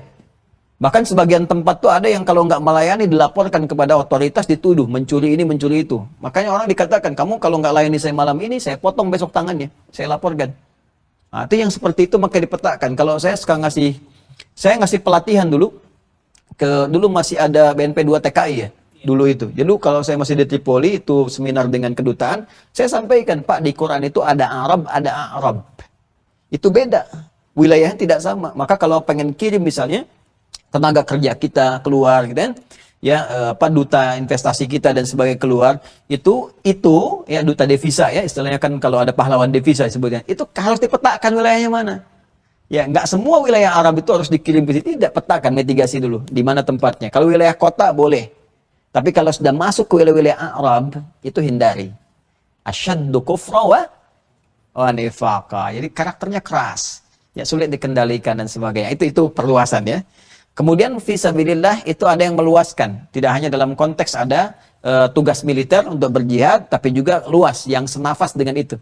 Seperti Quran surah 9 ayat 122 yang belajar di luar, ya, anak-anak kita yang belajar, yang kuliah, khususnya yang belajar agama dan sebagainya, itu boleh kasih beasiswa. Ya, dari zakat. Boleh, Baznas boleh keluarkan. Boleh. Sah, Baznas boleh keluar. Itu ayatnya kan senafas, turun untuk bisa memberikan hukum sama dengan orang berjihad tatkala tidak ada tuntutan militer, tuntutan perang. Bahkan ketika ada tuntutan perang pun kata Nabi jangan semua keluar karena ayatnya turun. Wa makanal mu'minuna liyanfiru kafa. Jangan semua turun ke medan perang. Nanti kena resiko semua. Falaula nafara min kulli firqatin minhum ta'ifatun yatafaqahu fid din, ta'ifatun la yatafaqahu fid din. Yatafaqahu fid din wa liyunziru qaumahum idza raja'u ilaihim la'allahum yahdharun. Mesti ada orang yang sebagian konsentrasi untuk belajar, dan nyata sekarang ayat ini 15 abad yang lalu. Ayat ini memberikan kesan bahwa di masa yang akan datang ada kebutuhan intelektual lebih tinggi. Mungkin boleh jadi peperangan akan berubah konteksnya. Jadi perang pemikiran, perang tulisan, perang informasi, perang macam-macam. Mesti ada yang pintar menjawab. Sekarang kalau Islam banyak disoal, ya lewat tantangan pemikiran, jawabnya mau pakai apa? Semua agama sama, menuju pada Tuhan yang sama, cuma caranya beda-beda. Jawabnya mau pakai apa? Ya kalau kita nggak bisa, ayo repot. Ya sekarang persoalan tauhid nih, itu ayat yang turun tegas. Fa'lam, Quran surah 47 ayat 19, Fa'lam annahu la ilaha illallah. Persoalan menetapkan Allah sebagai Tuhan saja, kata Allah, kamu mesti punya ilmu. Supaya kamu yakin Tuhan kamu Allah. Tapi kalau kamu ditanya, kenapa pilih Allah bukan yang lain? Jawabnya apa? Itu dasar saja yang pokok. Jangan dikasih mie instan pindah. Dikasih sarung pindah gitu kan. Agama nggak senilai sarung, nggak senilai mie. Jadi harus kita kembangkan pemikiran itu lebih luas. Maka adalah fisabilillah. Ibnu Sabil, yang di jalan kehabisan bekal, itu nggak usah dilihat dari mana dia. Mau kaya, mau dia cukup, ya tetap disupport. Aduh, saya tolong, saya kehabisan bekal. Tapi kan kamu anaknya menteri. Ini nggak ada urusan. Dia udah nggak punya akses kemana-mana. Kita bantu. Jelas ya? Nah, itu boleh dari zakat. Nah, kemudian infak itu dibagi dua. Infak wajib ya dari suami dalam hal ini kepada istri dan keluarga. Dalilnya nanti di Quran surah keempat An-Nisa di ayat yang ke-34. Ayat 34. Paling kiri sebelah atas di mushaf standar. Ar-rijalu qawwamuna 'alan nisa bima faddalallahu ba'dahum 'ala ba'din wa bima anfaqu min amwalihim. Ya, laki-laki itu para suami itu ditetapkan oleh Allah menjadi pemimpin di rumah tangganya dengan dua sifat. Qawwam itu punya dua sifat. Ya, satu membina, memimpin, dan mengayomi, menjaga. Makanya di surat Yusuf diilustrasikan seperti matahari. Ya, matahari. Apa fungsi matahari itu? Mengeringkan yang basah, menyengat, itu kan dengan sengatannya, menjaga supaya keadaan tetap terang, tetap nyaman. Maka suami, ya kepala rumah tangga mesti memberikan penerangan di rumah, pencerahan-pencerahan kebaikan. Sengat kalau ada yang mengganggu pada keluarga. Tapi kalau ada air mata di anak-anak, di istri, cepat keringkan. Ya, seperti air mata, seperti matahari mengeringkan yang basah-basah yang kita jemur dari pakaian dan sebagainya. Maka keringkan. Itu indah sekali ilustrasinya. Ya, dengan kalimat-kalimat indah, dengan kata-kata yang baik, thayyibah. Perempuan diilustrasikan sebagai rembulan. Ya, rembulan, matahari kan gak enak dilihat, kan? Bisa parah kalau dilihat ya. Maka laki-laki kalau nggak enak dilihat, tampilan biasa-biasa, nggak perlu dengan keindahan, itu wajar. Keluar misalnya sebagian lecak itu, biasa itu ya. Biasa itu ya. Tapi kalau perempuan tidak. Makanya bahasanya seperti rembulan. Rembulan itu enak dilihat, lembut, baik, dan seterusnya. Maka sebaliknya, makanya di ayat ini nanti ada dua untuk laki-laki, dua untuk perempuan. Di satu ayat yang sama, fasalihatu qanitatun hafizatul lil ghaibi bima hafizallah. Makanya jangan kebalik. Ya, nggak boleh ada perempuan ke laki-lakian, rembulan ke matahari-mataharian, atau matahari ke rembulan-rembulan. Kan? Karena pernah ada kasus kan di satu tempat, ini kisah yang sampai ke saya, mungkin canda tapi itu dalam maknanya. Ya, satu RT bayangkan ada info ke Pak RT semua takut istri. Maka RT-nya pengen ngecek, yang takut istri pindah semua ke kanan. Kanan semua. Cuma satu orang yang di kiri. Tapi RT-nya bangga juga, dia tanya, kamu bagus ya nggak takut istri. Bukan Pak, istri saya nyuruh saya ke kiri. Jadi sama juga. Jadi nggak ada dengan kekuatan bulan aku menghukum gitu ya. Jadi semua harus porsinya sama. Nah, jadi itu qawwam namanya. Yang kedua, wabima anfaqu min amwalihim. Ya, laki-laki diberikan perangkat oleh Allah untuk mencari nafkah. Nafkah itu singkatan dari infak. Singkatan dari apa? Infak. Jadi satu akar kata. Nah, ternyata kita diberi perangkat. Ini bedanya gini. Perempuan tuh nggak dilarang untuk bekerja. Sepanjang tidak mengurangi kewajibannya atau menyalahi kewajibannya di rumah. Ya, tapi nanti jadi capek. Itu redaksinya yang sampai. Ya, litashqa. Jadi sulit, repot. Ya, jadi kalau misalnya ada anak yang harus dirawat, diberikan ASI dan sebagainya, maka di rumah itu lebih utama. Dan berdosa kalau dia keluar kemudian ya mengabaikan kewajibannya dalam rumah. Kalau dia pun kemudian dapat, ini bedanya. Kalau dia dapat sesuatu misalnya dari hasil pekerjaan dia, hobi atau apa dan sebagainya, itu boleh sepanjang tidak mengabaikan kegiatan di rumah. Itu rezekinya Allah berikan hanya untuk dia saja. Ya. Tapi kalau laki-laki kemudian dia keluar, diberikan perangkat oleh Allah, dapat berapapun, maka dijadikan oleh Allah cukup untuk anggota keluarganya. Dia dapat 1 juta, dia bawa ke rumah cukup untuk anak, untuk istri dan sebagainya. Nanti akan disesuaikan dengan kebutuhan rezekinya. Jadi sudah rezeki itu sudah diatur oleh Allah, nggak akan tertukar. Dan semua akan cukup sesuai kebutuhan kita. Ya, tinggal kita mau nyari, dapat. Rumusnya itu. Ya, semuanya akan cukup. Yang miskin itu yang tidak pernah merasa cukup. Ya, itu poin. Itu miskin hakiki ya, bukan miskin ikhtiar. Miskin ikhtiar nanti diturunkan lagi. Nah, jadi laki-laki itu punya kewajiban untuk infak. Jadi bekerja, kemudian nafkah. Itu nafkah yang wajib, ingat itu ya. Nah, ada nafkah yang sunnah.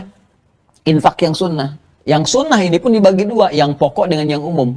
Yang pokok itu, kalau ada 5 kondisi ini, maka didahulukan. Di Quran surah kedua ayat 215. Yas'alunaka madza yunfiqun. Mereka bertanya kepada Muhammad SAW, ya, apa yang harus diinfakkan? Maka turun ayat, Qul ma anfaqtum min khair. Katakan kalau mau infak harus yang paling bagus. Yang terbaik, gitu kan? Baik, jangan zakat mal itu bagus, zakat malnya yang paling lecak, gitu kan? Kan salah. Kemudian lil walidain, pertama untuk orang tua. Jadi orang tua bukan dizakati, berinfak. Infak sunnah itu. Jadi kalau kita punya kelebihan, ya, terus kita pengen ngasih pertama kali orang tua. Jangan jauh-jauh sampai keluar negeri kemana-kemana. Orang tua sendiri berharap kan orang tua tuh nggak pernah cerita gitu. Nggak pernah cerita. Ya, tapi kalaupun orang tua mampu, misalnya punya kemampuan, bos atau apa dan sebagainya, atau direktur dan semacamnya, itu tetap infak itu mesti ada. Ada kesenangan walaupun nggak diharap-harap. Ya, bawa makanan kesukaan, itu infak. Bawa hadiah misalnya, bawa baju dan sebagainya. Nggak apa-apa, itu infak. Dan itu bakti terbaik.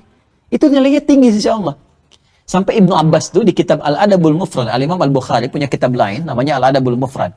Itu pernah ada seorang bertanya kepada beliau minta fatwa. Saya punya dosa cukup besar. Karena ada yang menyebutkan dosanya zina atau terlibat dalam sesuatu yang dosa besar lah gitu kan. Saya mau tobat, gimana caranya? Pertanyaan Ibnu Abbas satu, kamu masih punya ibu nggak? Loh, masih ada. Ah, kamu pulang, puncakkan baktimu pada ibumu. Heran dia kan, loh kenapa kok harus ke ibu katanya? Karena kata Ibnu Abbas, saya nggak melihat jalan terbaik untuk memohon ampunan kepada Allah kecuali lewat bakti pada ibu. Karena beliau kan pakar Al-Quran. Di Quran itu kan pengabdian kepada ibu, ya, kemudian ayah selanjutnya, itu ditempatkan setelah kita beribadah kepada Allah, posisinya.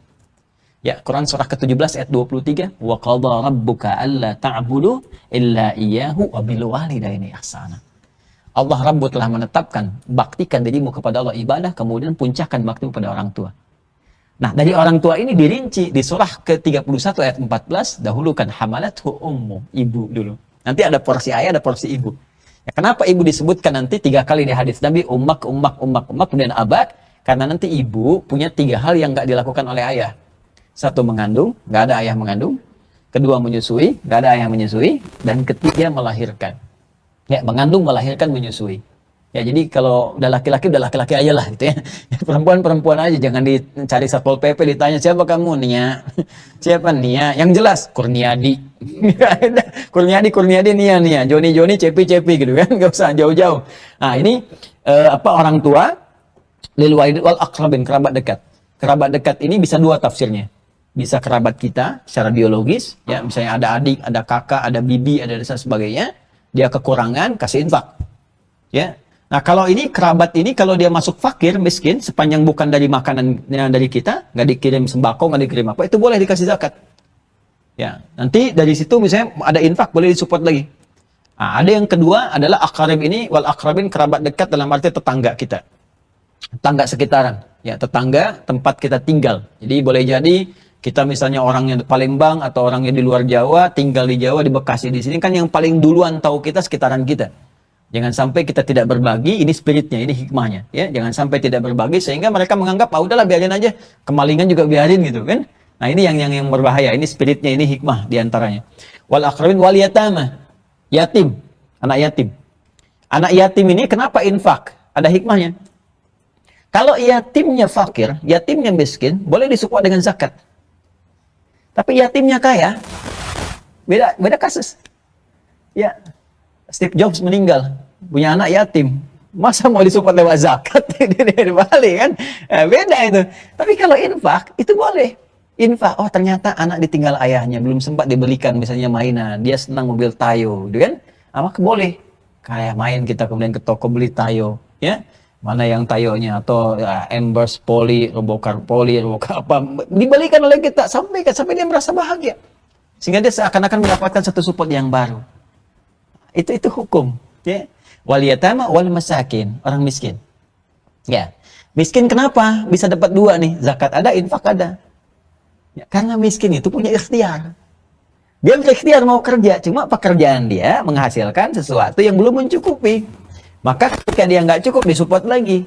Dan infak ini nanti kaidahnya termasuk zakat, mengangkat orang miskin supaya keluar dari kemiskinan. Bukan mempertahankan kemiskinan. Saya mohon maaf ya, konsep ini yang pakai Singapura. Singapura pakai itu. Saya kalau diskusi sama beberapa mufti, teman-teman yang di sana itu, mereka sudah mengeluarkan, dihitung nih, sampai punya database.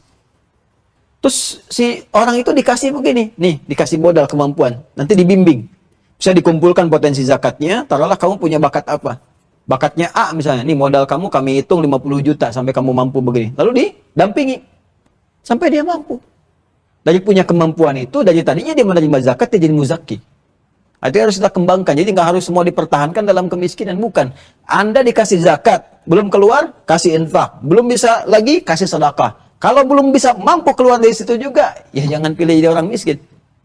Ya, jelas ya. Kemudian wal masakin wal yatama wal masakin wabnis sabil. Ibnu Sabil disupport juga dengan infak. Kalau nggak ada zakat boleh diberikan dengan infak. Kesulitan di jalan dan sebagainya. Bukan yang modus ya, yang benar-benar ditelusuri gitu. Nah, itu infak yang sunnah. Kemudian di atas itu ada yang fisabilillah yang tadi. Yang keluar misalnya kita tadi kayak mau infak ke Palestina, ini kan? Yang sedang dalam suasana yang sulit, infak ke rahinnya, infak ke syariah dan sebagainya, itu masuk. fi sabilillah. Itu nanti dari dalil umum di Al-Baqarah ayat 261. Masalul ladzina yunfiquna amwalahum fi sabilillah kamathali habbah. Ya, orang-orang infak di jalan Allah. Makanya suka ada duta Palestina kan di sini. Ya, imam-imam apa dan sebagainya itu sudah sebagian salurkan. Enggak apa-apa kita mau kasih. Nah, cuma jangan sampai begini, kasih keluar kita ke sana, sementara orang tua sendiri nggak dapat, kerabat sendiri nggak dapat. Itu mesti ada keadilan di sini. Ya, jelas ya. Nah, kemudian ada bagian yang ketiga, ini yang sifatnya umum. Sedekah umum, kayak hibah, kayak apa, sifatnya umum saja. Nah, kalau kita mau jadikan satu, kalau bercampur hukum wajib dengan sunnah, jelaskan. Yang ini yang wajib porsinya sekian. Misal tadi saya 10 juta, saya satukan jadi satu. Jelaskan kepada penerima, misalnya DKM atau siapa. Katakan, Pak ini 10 juta, yang zakatnya 5 juta. Ya, saya gabungkan jadi satu. Selebihnya infak dan umum, Pak. Silakan Bapak sesuaikan saja di situ seperti apa. Itu sah, boleh. Tapi kalau kita jadikan satu 10 juta tanpa kita jelaskan, Pak ini dari saya, Pak gabungan zakat dengan ini, tapi nggak tahu berapanya. Khawatirnya salah nanti menyalurkannya. Nanti zakat dipakai untuk infak, masuk ke situ, yang tidak harus menerima jadi menerima.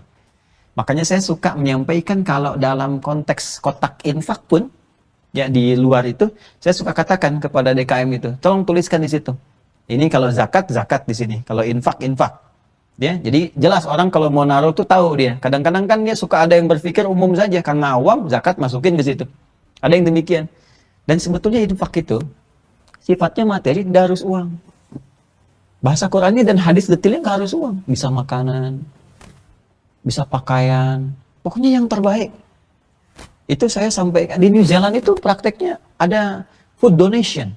Jadi di masjid itu nggak, kotaknya bukan kotak, cuman kotak uang, ada kotak makanan. Ya, kentang, orang masukin kentang ke situ apa gitu ya. Tapi sesuaikan lubangnya. Jangan antum mau infak beras di sini kotaknya kotak uang gitu ya. Itu boleh makanan. Ya, bahkan yang paling diajarkan lebih hebat lagi, wah itu kalau di hadis itu luar biasa. Nah. Ya, pernah dengar nggak? Ada hadis ini. Kalau orang punya masya Allah tumbuhan, terus tumbuh buahnya sampai ke tetangga, ya kan? Maka itu hak bersama. Termasuk yang buahnya ke jalan, ada pohon mangga depan tuh hak bersama tuh, depan keluar. Nah itu hak bersama. Jadi jangan tunggu dia minta izin. Kalau dia izin beritahu. Ya, jadi kalau kita misalnya ada tetangga, even tuh non muslim, even tuh non muslim. Bukan cuma Islam, even itu non muslim. Itu hadis satu ya. Jadi begitu kita punya rambutan, buahnya ke tetangga, dia non muslim, ketok pintunya, sampaikan. Bu, Pak, mohon izin, ini ada rambutan. Ya saya tahu punya Bapak kan. Ya memang rambutannya punya saya, pohonnya. Tapi yang bagian masuk ke Bapak itu hak kita bersama. Silahkan nikmati. Kalau sudah merah apa silahkan ambil saja. Kok bisa begitu? Ya masa Pak saya punya buahnya, Bapak cuma lihat saja atau Bapak kebagian sampahnya. Ya, dari mana aturannya? Al-Quran yang mengajarkan saya begitu. Rasulullah yang mengajarkan saya begitu. Silahkan ambil. Masya Allah kan luar biasa tuh. Besok-besok dia kan sudah senang kan. Dia nggak tahu ayam kita main ke tempat dia. Dia kira sama kayak rambutan kan, dia ambil aja gitu. Itu indah. Apalagi belum kaidah begini tentang makanan kan. Siapa yang masak makanan baunya sampai ke tetangga, maka bagilah dia walaupun hanya kuahnya. Tapi awas tuh, terlalu kencang bilangnya kuahnya tuh ya. Jangan salah tafsir.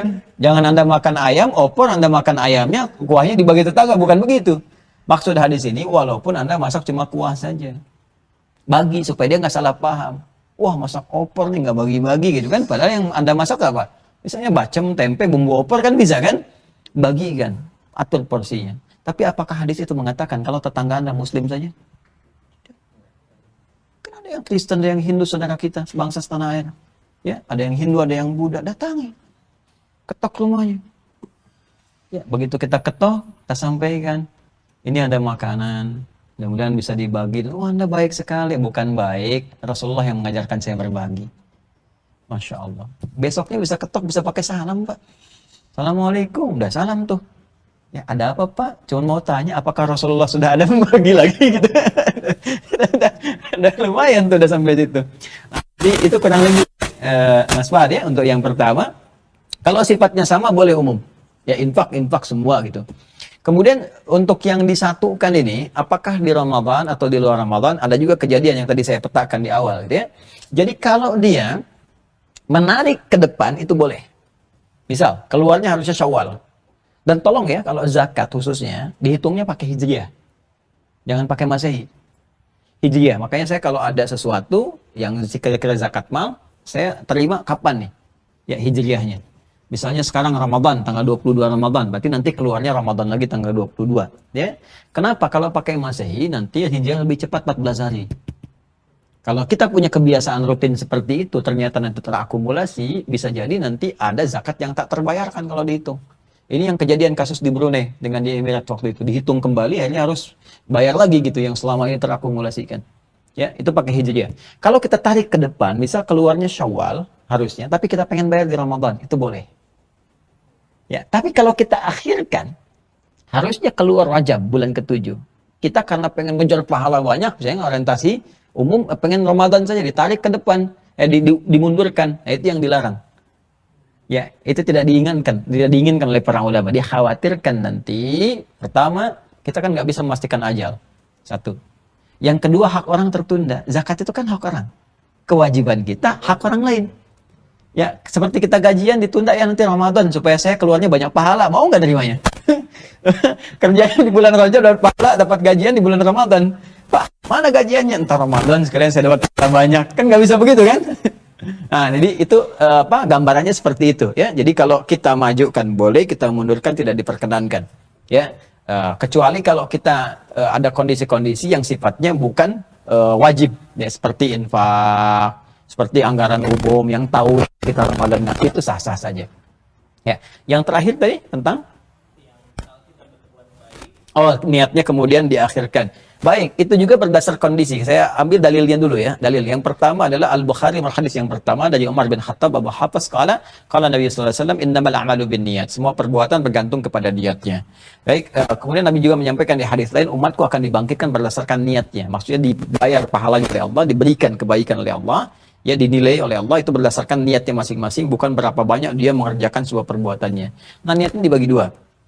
Niat yang harus awal, pokok mengiringi sebuah ibadah. Biasanya ibadahnya wajib, yang pokok. Ya, contoh misalnya apa? Contoh ya, seperti Ramadan, puasa seperti sekarang. Ya, puasa Ramadan. Kemudian niat sholat yang wajib, yang pokok. Itu harus di awal. Jadi tujukan di awal. Ya, kita kalau sudah masuk subuh, lewat subuh, kita baru niatkan saya mau niat puasa Ramadan. Sebagian ulama menganggap tidak sah. Ya, menganggap tidak sah. Jumhur mengatakan tidak sah karena niat itu rukun yang awal untuk menunaikan puasa. Ya, bahkan kalau ada orang misalnya, mohon maaf ya, ini biasanya suka ada pertanyaan seperti ini. Bagaimana kalau suami istri misalnya berhubungan seksual malam harinya, terus tiba-tiba bangun menjelang subuh sebentar lagi. Ya, mana yang dahulukan, mandi atau kemudian dia sahur dulu? Nah, secara fikih dahulukan sahur. Karena sahur itu syaratnya tidak harus suci. Boleh sahur, ya, tapi tentunya cuci dulu tangan apa gitu kan. Kemudian dia makan dan berniat pada saat itu. Dia niat. Baru setelah itu dia mandi, walaupun dia terlambat subuhnya misalnya, tidak ikut jamaah di masjid, ya, atau misalnya jamaah berdua di situ, itu sah dilakukan. Jangan sampai mandi dulu, begitu mandi terlambat, nggak sahur, nggak niat. Niat tidak dahulukan. Ya, sholat juga sama, terutama sholat fardu. Ya, fardu itu harus bersamaan kata Imam Syafi'i di kitab Al-Um, ya muqtarinan bitakbir. Jadi begitu kita bertakbir, Allahu Akbar, di hati kita kemudian arahkan. Kemana sholatnya ini? Jadi tadi saya sholat zuhur kan, Allahu Akbar, saya berniat sholat zuhur 4 rakaat. Ya, sebagai imam atau sebagai makmum lillahi ta'ala karena Allah subhanahu wa ta'ala. Karena kita orang Indonesia, kita katakan demikian. Orang Arab mengatakan di hatinya, usalli fardhu dhuhri, 4 rakaat mustaqbil qiblati ala lillahi ta'ala, atau imaman lillahi ta'ala. Oke? Okay? Nah, ini kasus yang nanti dilafadzkan, lafadz itu bukan niat. Ingat ya, tapi karena ada kasus tertentu, orang susah kemudian mau khusyuk, susah, ada gangguan dan macam-macam, maka ulama pada saat itu kepadanya untuk kasus Anda ini, kiaskan kepada niat haji, niat umrah yang dilafadzkan. Karena berjuang untuk mendapatkan kekuatan besar, maka dia lafadzkan itu. Dan secara psikologis itu memberikan kekuatan besar. Dan teorinya dipakai oleh orang Jepang, ditiru oleh orang Korea. Dulu ada acara Banteng Takeshi kan, begitu mau menaklukkan Takeshi, oh, kamu bisa. Itu kan sesuatu yang dikeluarkan untuk motivasi. Ini asalnya ke situ. Sampai kemudian dilafadzkan, itu untuk penguat niat, bukan niatnya. Niatnya yang ada di hatinya. Ya, itu wajib. Jadi nggak bisa di tengah-tengah misalnya saya niat sholat zuhur, tidak. Harus dimulai dari awalnya. Ya, kalau yang sunnah, itu umum sifatnya boleh. Bahkan di tengah bisa berubah. Itu sah. Yang sunnah. Ya, baik itu sholat misalnya, atau mau infak. Ya boleh di akhir juga, di tengah-tengah misalnya kita teman punya utang, gitu kan? Sifatnya misalnya ada utang kepada kita sekian nih. Nah, ini lebih luas lagi. Kalau dalam perkara harta lebih luas. Ada yang bisa diakhirkan, ada yang bisa di awal diikrarkan. Yang bisa diakhirkan seperti tadi. Ini utang, belum ada akad, belum ada apa-apa, dia utang. Kemudian kita lihat dia punya potensi yang sifatnya berhak menerima zakat misalnya. Itu boleh disampaikan kepada dia. Ya, itu untuk kamu saja. Itu zakat dari saya. Dan tidak usah malu untuk menyampaikan itu. Ya, itu zakat dari saya. Kecuali kalau orang yang misalnya, mohon maaf ya, khawatir tersinggung atau apa, padahal dia berhak menerima atau nggak mau, kita boleh dalam hati sampaikan kepada Allah, ya Allah, itu niat saya untuk zakatnya untuk dia, gitu kan. Lalu disampaikan oleh Anda dengan bahasa, udah itu nggak usah dipikirin, sudah anggap lunas, selesai gitu ya. Tapi kita niatkan di hati untuk zakat untuk dia. Untuk infak boleh, ya. Tapi ada hal-hal yang kalau dia dikerjakan, sifatnya harus di awal. Ya, seperti apa misalnya, niat terkait dengan haji karena mengumpulkan harta. Jadi ada ibadah fisik seperti sholat, ada ibadah harta seperti zakat, seperti infak, ada ibadah harta dan fisik. Ya, seperti haji. Haji itu mengumpulkan di awal. Jadi hartanya ada, fisiknya ada, dan diniatkan di awal ketika kita saat miqat. Ya, nawai Allahumma labaika Allahumma hajjan, ya labaika Allahumma umratan, di awal dikatakan. Tapi kalau seperti tadi muamalah harian, misalnya kita ingin tetapkan uangnya begitu, itu nggak ada masalah. Di akhir kita simpulkan, karena akhir itu pembuka yang awal sebetulnya. Ya, kecuali kalau begini. Saya udah niat zakat di tengah-tengah dirubah. Saya infak aja gitu ya. Ah, itu nggak bisa. Itu nggak bisa. Kecuali kalau sama-sama sunnah. Ya, infak dengan sedekah, dan itu nggak ada bedanya. Nggak ada bedanya. Saya kira itu ya. Baik. Cukup ya, nggak terasa ini. Sudah 1 jam kayaknya. Ya. Nah, ini biar kita kasih orang Al-Azhar aja sisanya ya. Nanti malam ada Dr. Mustafa. Syekh Mustafa. Belum dokter. Masih magister. Syekh Mustafa itu pakar di bidang hadis.